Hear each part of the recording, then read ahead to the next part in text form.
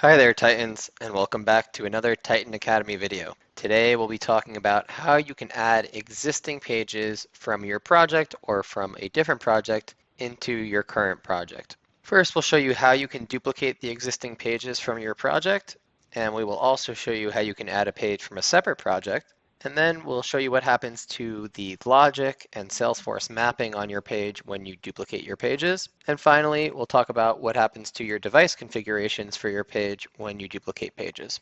Let's get started.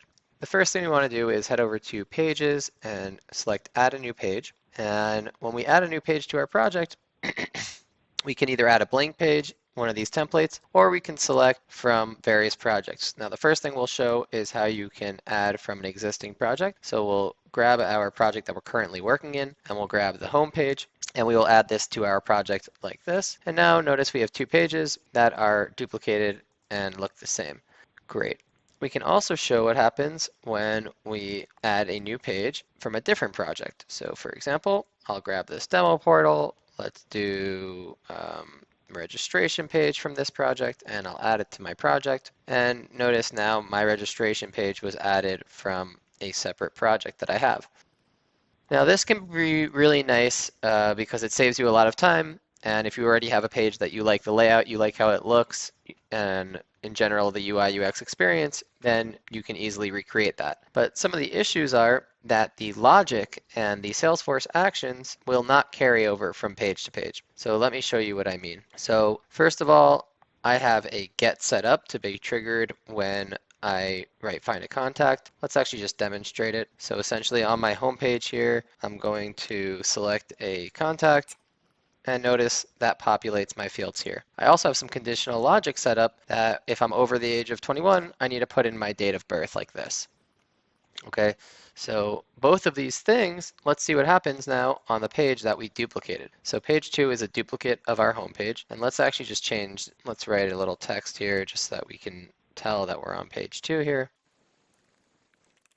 Okay, great, and I'll save.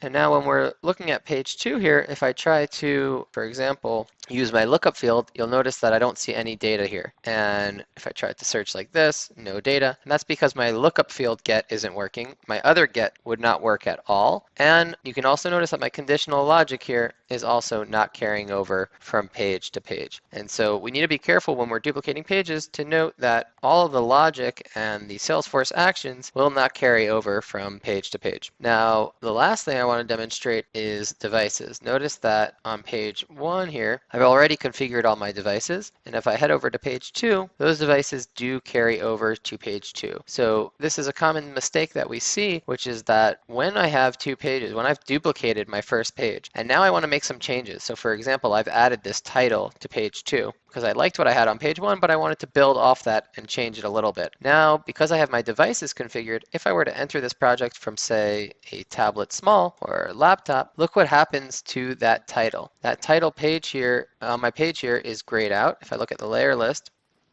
I can see that it's not actually being shown, and that's because I added this after my devices were configured. And as we know from other videos, when we add elements after our devices are already configured, those added elements do not appear on the new devices. So if I were to preview from here, I would not see my field. So if you are duplicating pages and you already have devices configured, please remember to head over and either reconfigure the devices or make sure that you show the elements that you add or any changes that you make on desktop, so that then when you preview from that device, you are able to see it in the UI. And that's how it's done.